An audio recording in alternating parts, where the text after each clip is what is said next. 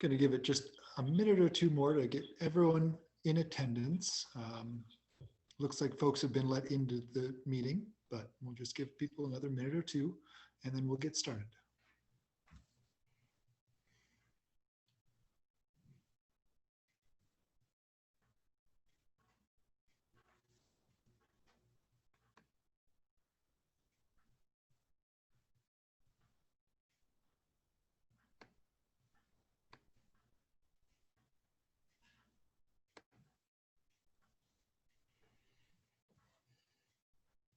Okay, it's less than a minute or two, but it doesn't look like we have anyone else popping into the webinar right now. So I call this meeting to order.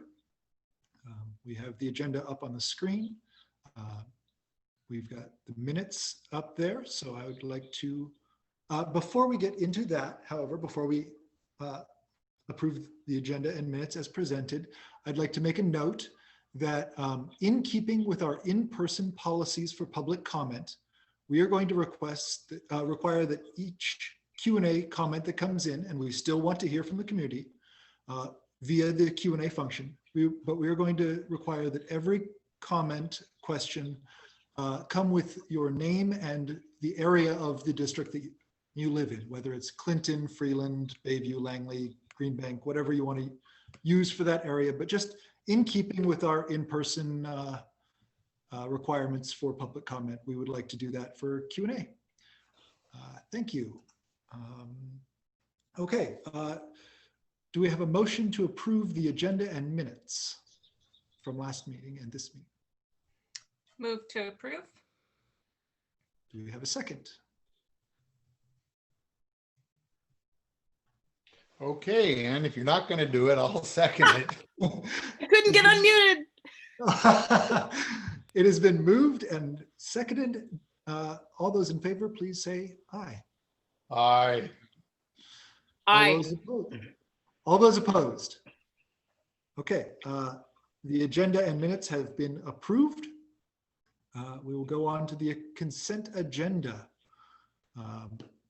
which has the approval of the personnel report, the approval of the payroll, the approval of the warrant vouchers, the approval of the highly capable annual plan, the approval of Title I Part A, the approval of Readiness to Learn funds in the Learning Assistance Program, the approval of Kamiak Swim Co-op with South Whidbey School District, which we can all discuss after we have a motion to approve. Do I have one? Move to approve. Do I have a second? I'll second. Okay, is there any discussion to be had?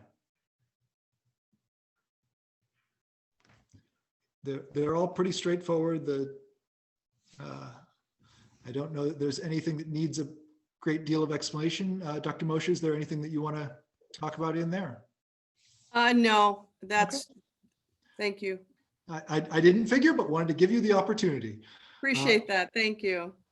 With that, I will call for a vote. All those in favor of approving the consent agenda, please say aye. Aye. Any opposed, please say nay. The consent agenda has been passed. We will now move on to, we have no current unfinished business on the agenda. We have no new business on the agenda. Before we get to the financial report, I'd like to open it up for any public comment. If anyone has anything they would like to say, any statement they'd like to make or questions they would like to ask. We will also, as has become our trend, talk about any, take those questions and comments as needed during reports if something comes up at that point. But any specific public comment at this time, I'll give it a minute or two of dead air to see if anyone wants to type anything into the Q&A. Having just burned as much of the time as I possibly could by talking about it.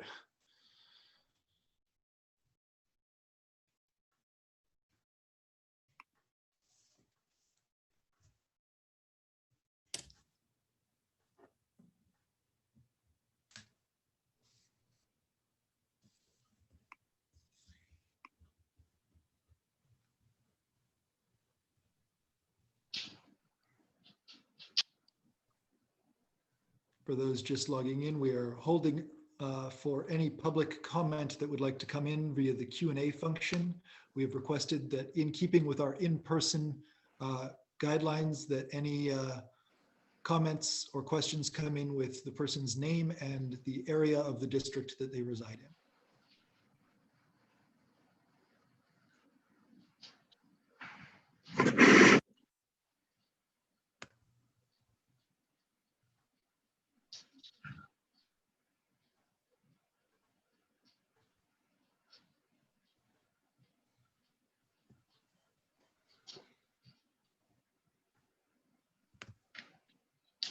Okay, it doesn't seem that we're going to have any public comment at this time. If anything comes up as we go along, please chime in. So, Mr. Poolman, if you could take over with the financial report. Yeah, I'd be glad to. Good evening. This is our financial report for September, which is our first month of our fiscal year. We just closed 1920, we're moving into 2021. Next. So we'll start with enrollment. So the enrollment on October 1st is about 1178. And you can see the breakdown between the different buildings of where those numbers come. And let's talk about enrollment. Remember that we had budgeted about 1232 as our average. Next. And be sure and ask any questions as we go along, and be happy to answer those. So we have different things that make up our enrollment, which makes up our funding through OSPI. The first was our basic education, the 1178. We also get funding for our ALE program, which is about 11 FTE, and that's students that are going through the Spokane Virtual Academy. Our special education program has about 189 students in it currently. Change from this year versus previous years is we no longer have a 0 to 2 program. We start from 3 to 5. That was moved out of OSPI into another government agency. And then we have Running Start, and we have about 36 kids Running Start, and you'll see that's a little higher than we had last year, and about 48 in our CTE vocational program at the high school, which is less than we had last year at this time. Next.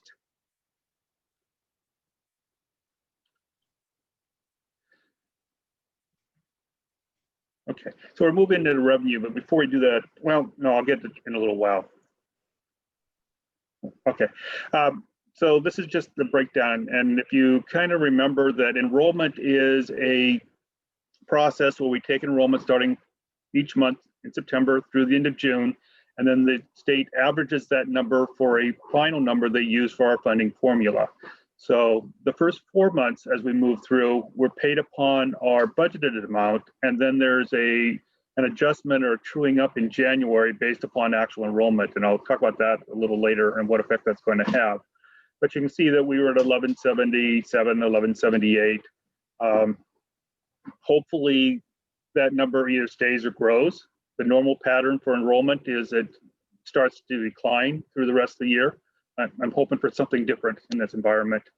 It also gives you the average for our special education, CTE, Running Start, and our ALE programs. Next. So we're moving into enrollment, and we get our enrollment or our funding based upon our enrollment numbers that we had budgeted.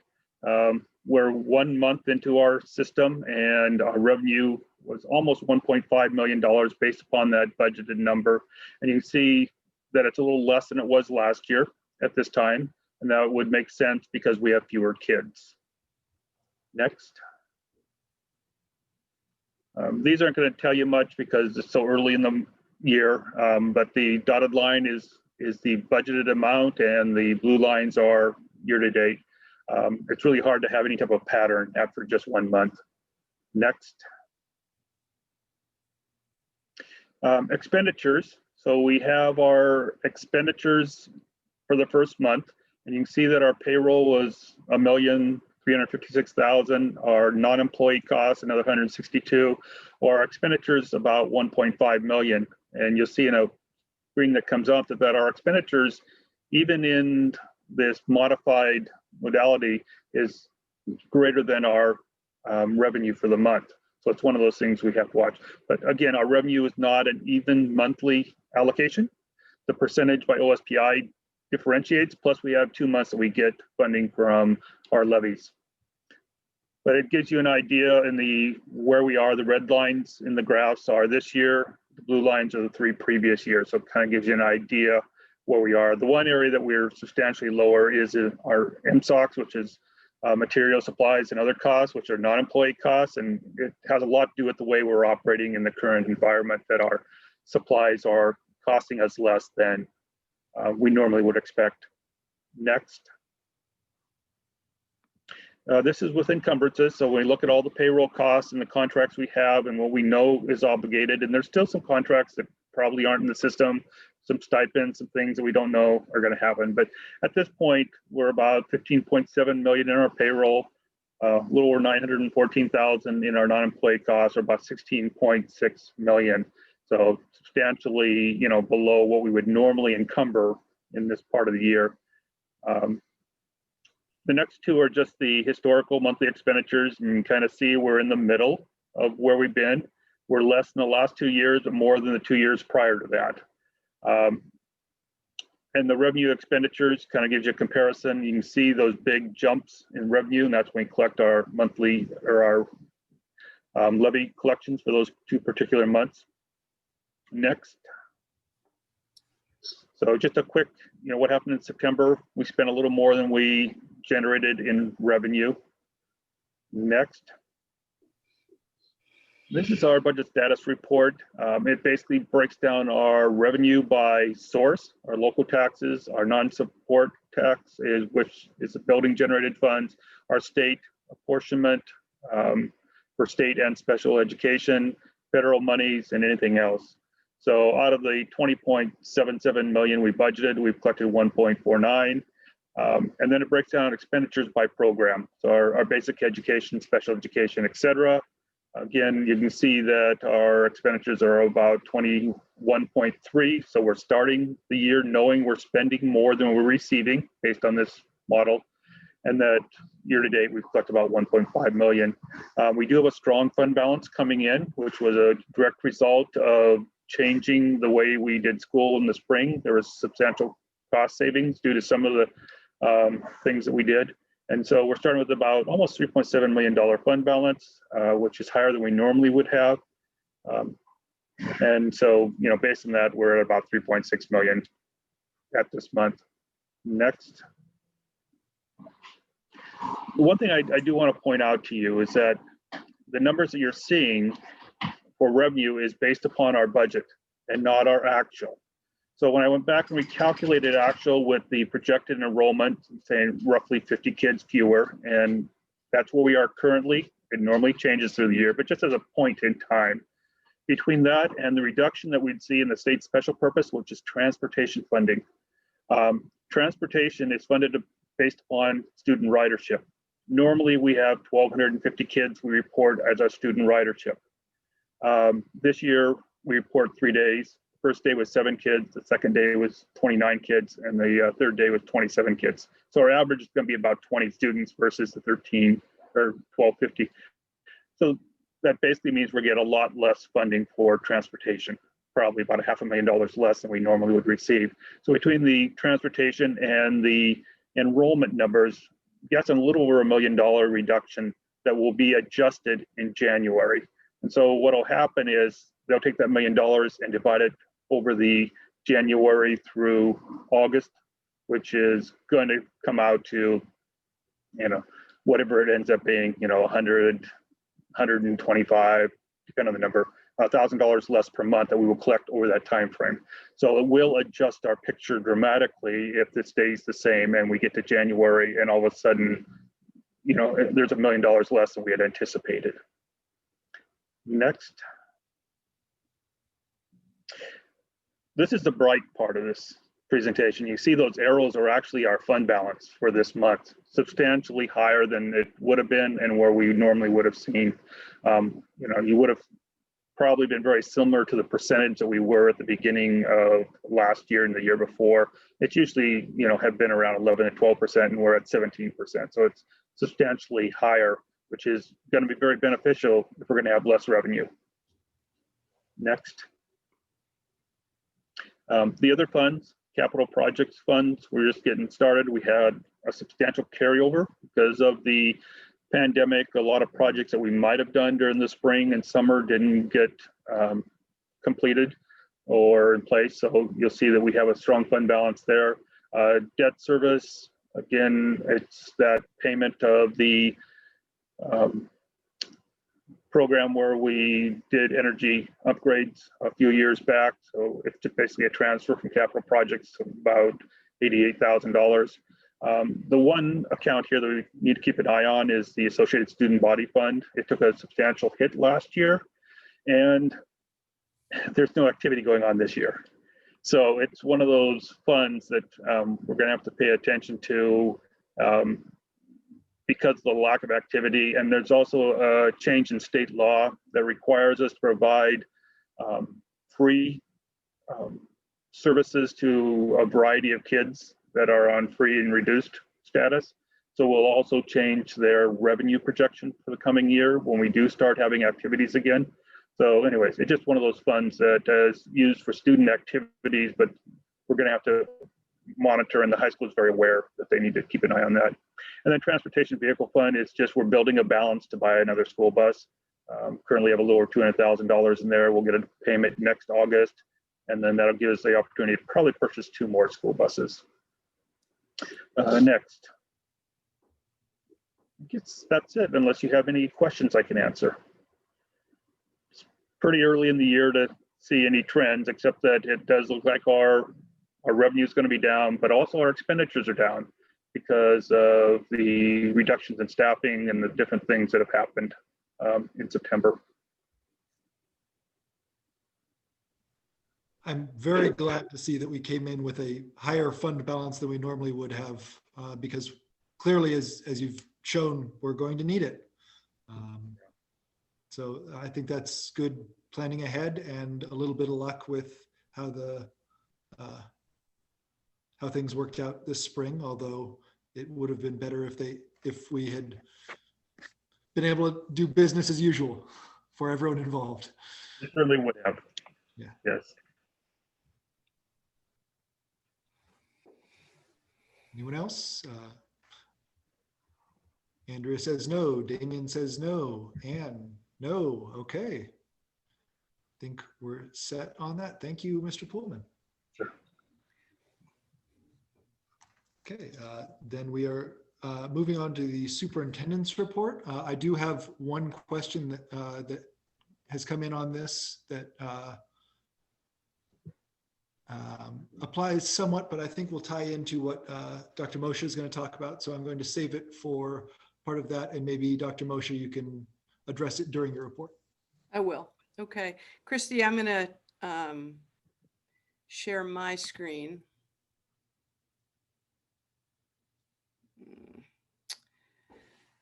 Oh, just a minute, please.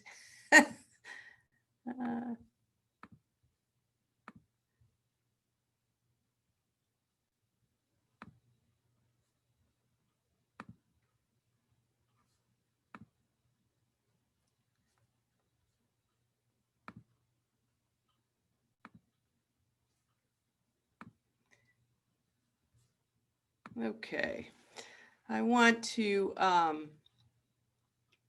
bring you up to date on where we are with COVID. So let's present. Why am I struggling this evening? I'm so sorry. There it is. Okay. And all right. There we go. Okay, so where are we? This is just an update, interim update. So I'm not really thinking we're not going to go through everything, but we know our goals. First goal is to keep everyone as safe as possible. Second goal is to obviously educate our students. So where are we right now based on the last meeting? Our kindergartners are now in 4 hours a day in pods, 2 days a week, hybrid, 3 days a week out. Our students with special needs, some are up to 4 days a week, 4 hours per session. And we're working on bringing in that next 150 students. Some are in, and certainly all will be in by, that are coming in will be in by November 9th. And we continue with our swap students as appropriate. This is the order of operations. I took off the first two because we've done them. And next in line would be K4 to hybrid. This is where the disease is as of today when I was on with the health department this morning. So you can see that our numbers are down from last week, but still we are averaging well above the 25 we were hoping for in terms of being in the low to moderate range. So we're well into the moderate range at this time. Nice to see that the trend line is going back down again, but we know from the news that it's unclear where that trend line is really going to go. What I wanted to show the board, though, is that the Department of Health has changed what they're saying in terms of moderate and what districts should be considering. This was what you saw the last time we met. And as of October 27th, which was yesterday, this has been updated. So if you look at moderate, it is to be in remote and then consider expanding. And now it says recommend careful phasing in of in-person learning, starting with elementary students. So it's a change. If you look at the last slide, it also said over here, postpone all in-person extracurricular activities. And now it says, consider phasing in extracurricular activities. So we are right in line with what this recommendation is. But I did want the board to know that that recommendation that was in our initial plan has changed somewhat. In speaking with the county this morning, they're pretty clear that they see the trend line going up. Whether or not it goes up in the county as quickly as it's going up everywhere else is yet to be seen. So I just, again, wanted to give the board an opportunity to see that so that when we talk about it on November 18th, you're not surprised by that change from the Department of Health. Our next look is November 15th that week. So it would be at the next board meeting that we again look and see where we are in terms of moving to the next steps. The what's happening around us, which I think is interesting, is that, for example, Everett has declared they're staying remote until at least January 15th. Coopville declared that they're now staying in their current status until at least January, which is a change from the last time when we met. Oak Harbor, same. They have more students in, but they too are holding tight given the rise in the numbers. So, it's an ever-changing landscape that I just want to make sure I continue to update you on. The other superintendent update I wanted to make sure I let you know is that on November 18th, I will also be giving you an update on our second goal for this year, which is around equity. And I'll be letting you know where we are in the buildings with next steps and student meetings and so on. Brooke, in terms of these two questions, Wendy makes a great point. Island Transit has a maximum ridership. Buses for school children do not have those same rules. Buses for school children allow us to actually, we're not doing this, but they actually allow for us to have full ridership, which is not what we're going to do. We're going to go half ridership if we actually get to the point where we're going to have ridership. And we're not doing temp checks. We're doing health attestations, and we do temp checks at school for those who do not have health attestations. So again, that could be changing because the criteria has once again changed from the Department of Health in terms of what does the health attestation have to say and what we should be looking for. But again, I just got that information today. That's all the information I have at this point. Our ridership is a non-issue right now because the buses are very light. But we're going to have to consider that as we go forward So good question. That is kind of illustrates what has happened in COVID and schools and communities, because the community is often under different rules from the schools. And so that's something we've been working on with our athletics, and because they're finally merging community athletics and activities with what schools are doing and making those rules similar. But so that's the superintendent's update. I believe I answered both of those questions. Certainly if you think we need to provide some more information, I will, but I don't have a lot on busing right now, other than what I just said. Any board members have any questions for Dr. Moshe on that? Damien, no. Andrea, no. Anne, no. I did have a couple of, one question and one inquiry, which are the same thing, but said differently. My question is, what will happen with students who have gotten on the buses without attestations, but who end up having a temperature when they get to school? They will be isolated when they arrive at school, because they will be checked immediately upon arrival. And if in fact they have a temperature, they'll be isolated. We have a protocol for that, and home will be called, and until such time as they are picked up, they'll be isolated. I knew that there was a plan. I just wanted to get that out there. The other thing I would want to check with the other board members on is I'd love to get some temperature taking from the staff, not literal, on how they're feeling about moving to the next step, what their thoughts are on moving to this next step and how comfortable they are with it. Well, we certainly can get that. Yeah.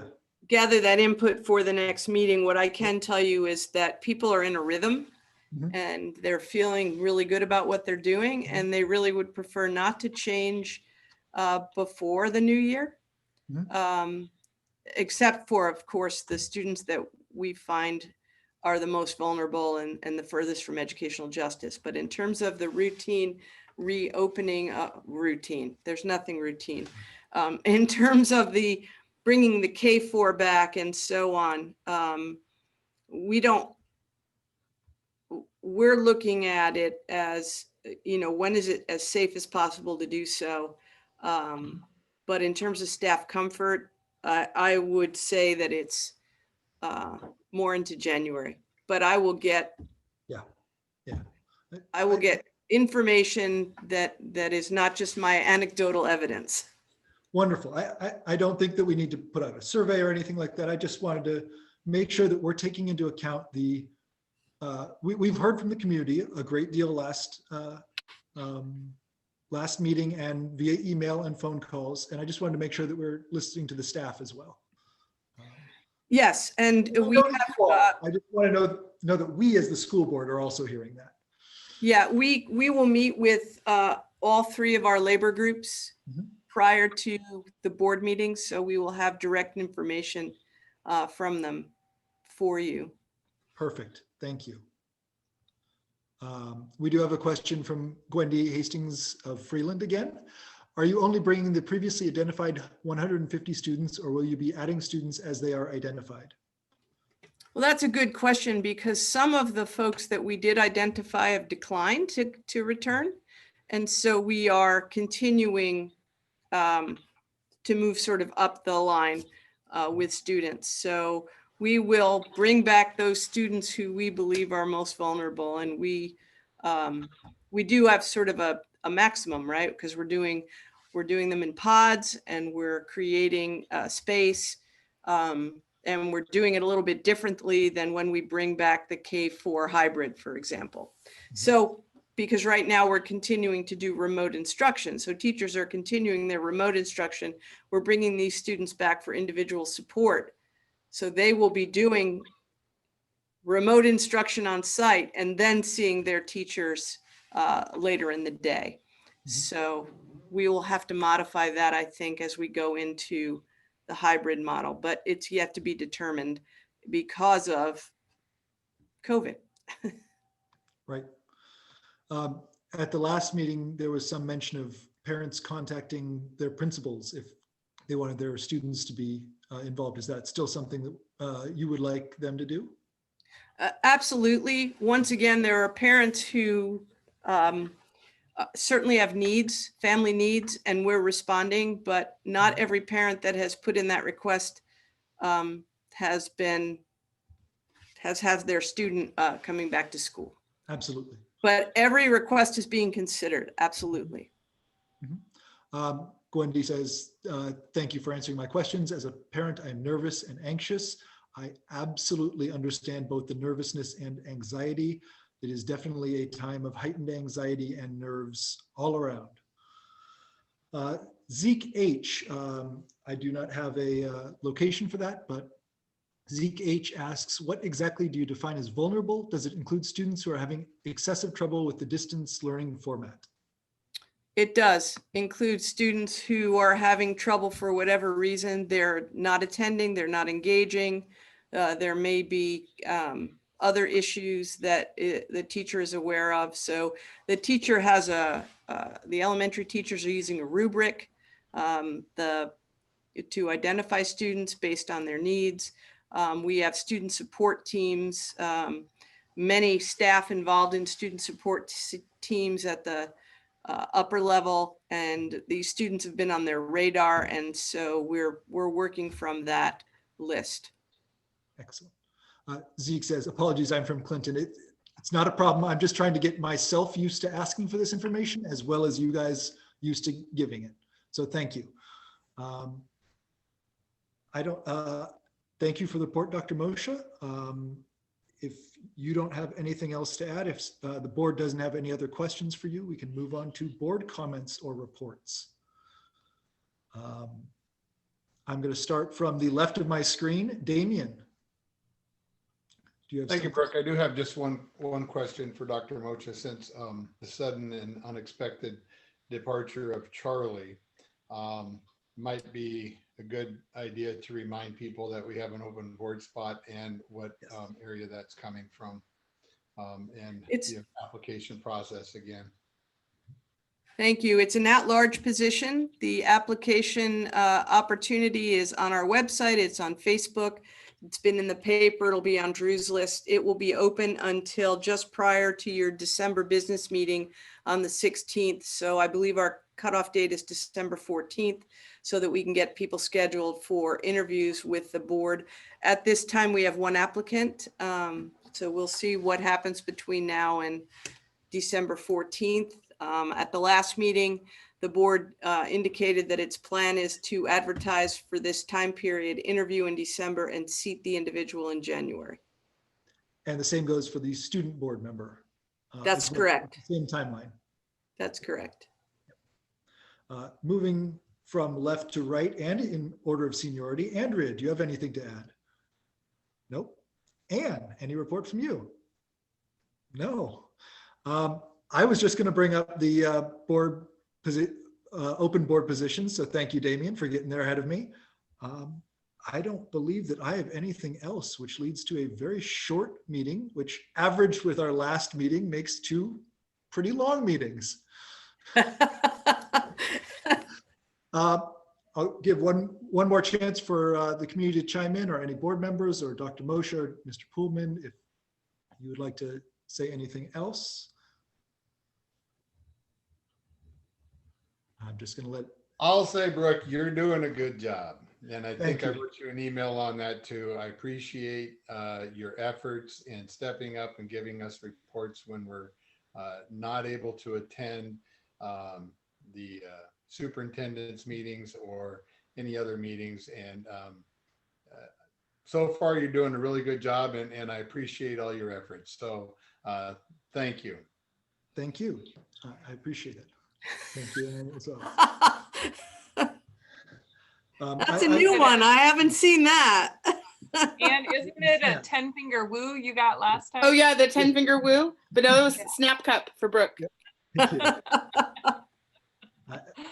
I really want to emphasize communication within the board and with the community. So it's wonderful that we have this opportunity. Speaking of which, we have another QA from Caitlin Murray. Thank you, South Whidbey School District board members, for your service. I echo that for the others on the board. I could not do this without Damien and Andrea's knowledge and passion and Anne's passion and outside viewpoint that we didn't have before, and now we do. And it's incredibly valuable getting the input from all of you. So thank you all. With that, I'm going to declare this board meeting adjourned. Thank you. Good night.